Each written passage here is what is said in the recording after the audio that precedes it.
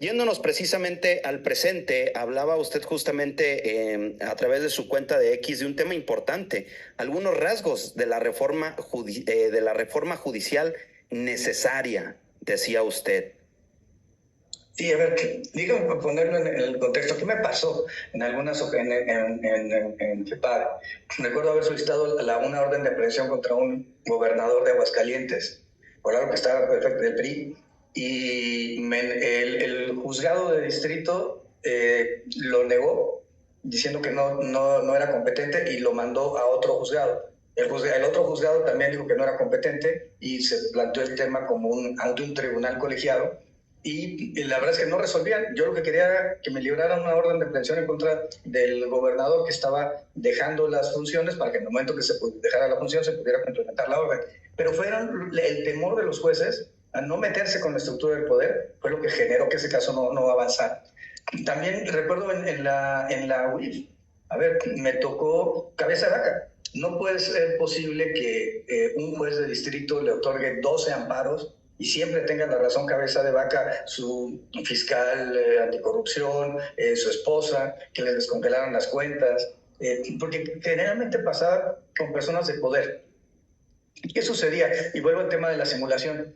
Cuando vino la transición democrática y cayó el PRI, perdió la Ciudad de México en manos de la izquierda en el 97, perdió el PRI la mayoría del Congreso ese mismo año, después vendría la alternancia de Vicente Fox. Lo que sucedió es que realmente los panistas fueron igual de voraces, igual de corruptos que los gobiernos priistas. Y cuando llega el gobierno de Peña Nieto, se maximiza la corrupción.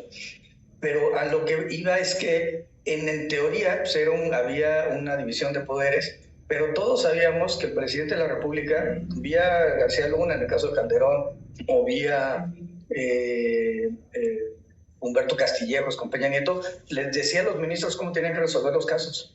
Y entonces había un enorme, mi punto era eso, había una enorme simulación del diseño institucional. Hoy, evidentemente, hay un enfrentamiento entre el Poder Ejecutivo y un sector de los ministros de la Suprema Corte, pero por lo menos es un enfrentamiento por primera vez real.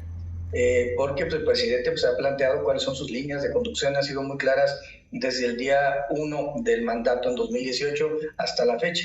Y en el tema del Poder Judicial, y vuelvo al tema de la UIF, pues me tocaba que se beneficiaban siempre a las personas que se habían combatido por alguna causa.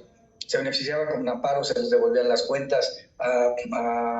Recuerdo que le otorgaron una suspensión a Kamen Nasif, le habíamos congelado 800 millones de pesos y con esa suspensión terminaron regresándole los 800 millones que inmediatamente sacó del país.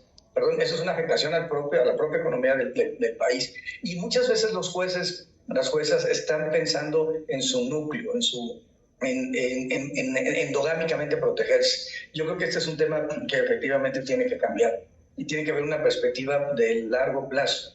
¿Qué considero que tiene que cambiarse? La Suprema Corte debe convertirse en un tribunal constitucional o generar un tribunal constitucional y quitarle a la Suprema Corte o mejor dicho, la Suprema Corte convertirlo en un órgano superior de legalidad. 2, yo pondría un transitorio, como lo hizo Cedillo, y quitar a los ministros de la Suprema Corte que están siendo un obstáculo para la transformación del país.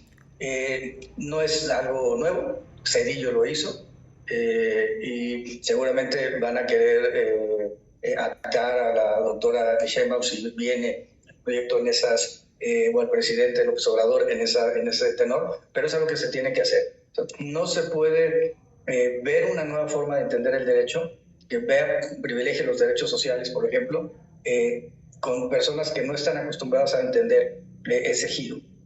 3, el Consejo de la Judicatura Federal, mayoritariamente con miembros externos al Poder Judicial. ¿Qué sucede hoy en día? Hay 3 miembros externos, 4 internos, y lo que sucede frecuentemente es que no se sanciona a ningún juez o magistrado porque hay una visión endogámica de protección de los propios jueces. 4, el Tribunal Electoral se convirtió en un mercado. Es una vergüenza. Recientemente fue removido Reyes Rodríguez, el presidente del Tribunal Electoral, porque sus compañeros, una compañera del actual presidente y otros 2 compañeros suyos, se quejaban de que los asuntos se acomodaban para beneficiar a un despacho en particular, el despacho de Roberto Gil Suárez, amigo de Reyes Rodríguez. Reyes convirtió al Tribunal Electoral en un mercado, y eso pues, es algo que no puede tolerarse. Eso necesita tener una modificación y que el Consejo de la Judicatura tenga algún control sobre eso.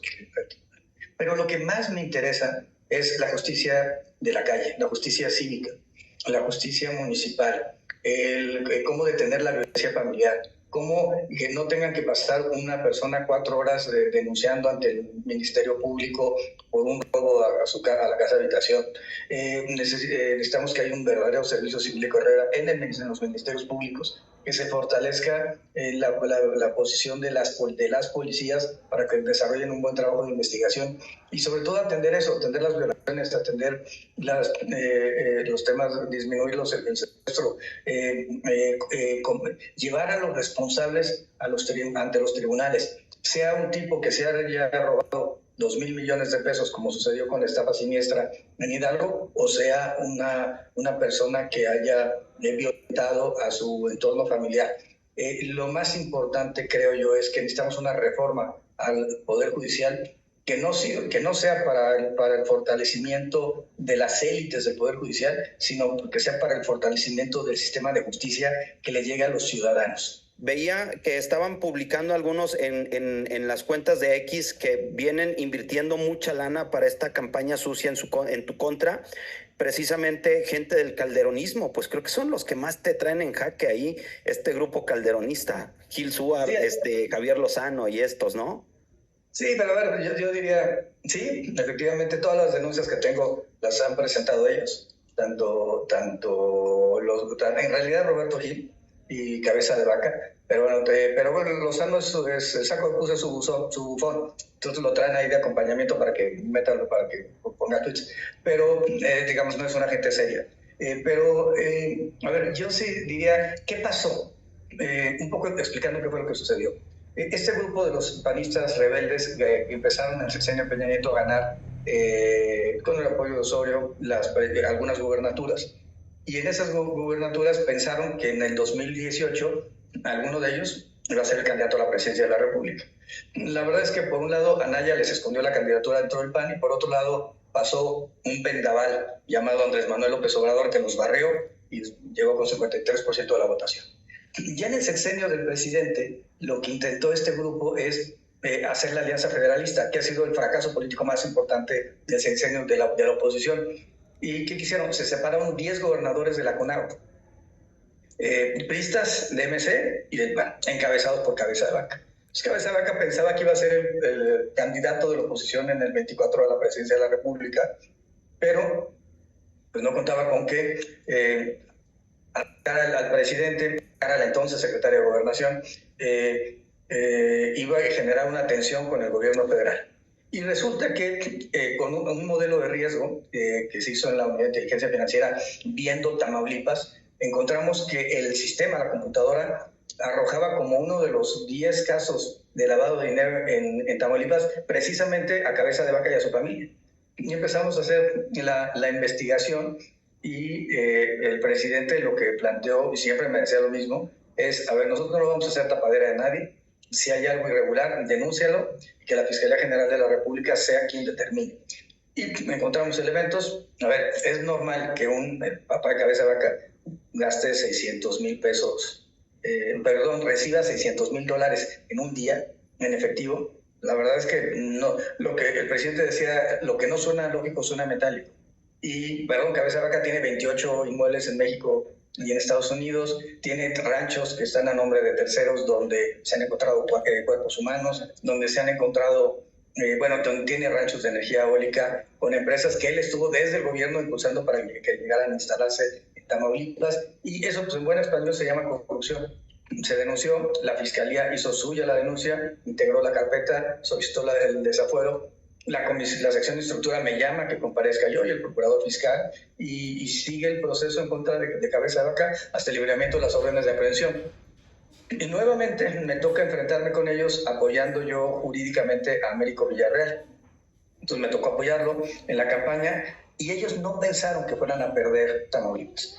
habían perdido ya, bueno, perdieron Jalisco, perdieron Baja California, perdieron Colima, perdieron Michoacán, Querétaro y Quintana Roo se hicieron a un lado de este grupo, ya ni siquiera participaron en la Alianza Federalista y fueron perdiendo espacio tras espacio, inclusive espacios que ganaron, Aguascalientes que lo gana el PAN o Chihuahua, lo ganan con un grupo político distinto al que estaba operando Cabeza de Vaca.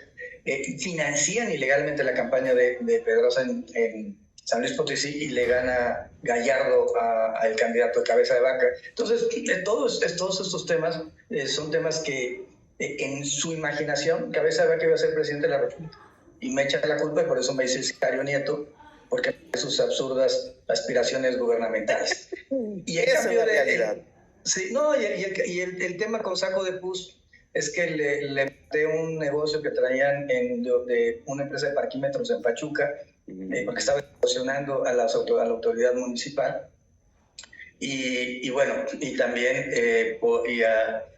también yo tuve que ver en que se generaran las investigaciones por corrupción en Tamaulipas contra todo este grupo. Entonces yo estoy tranquilo. Además hay un tema de naturaleza personal. Lo tengo con Roberto Gil, que me casé con su ex esposa y no lo ha superado. Y yo lo único que le diría a Roberto Gil es, por favor, ya, con todo lo que te robaste, cómprate una vida y por favor ya una terapia psicológica no te caería mal. Pero la idea es que la 4T sigue.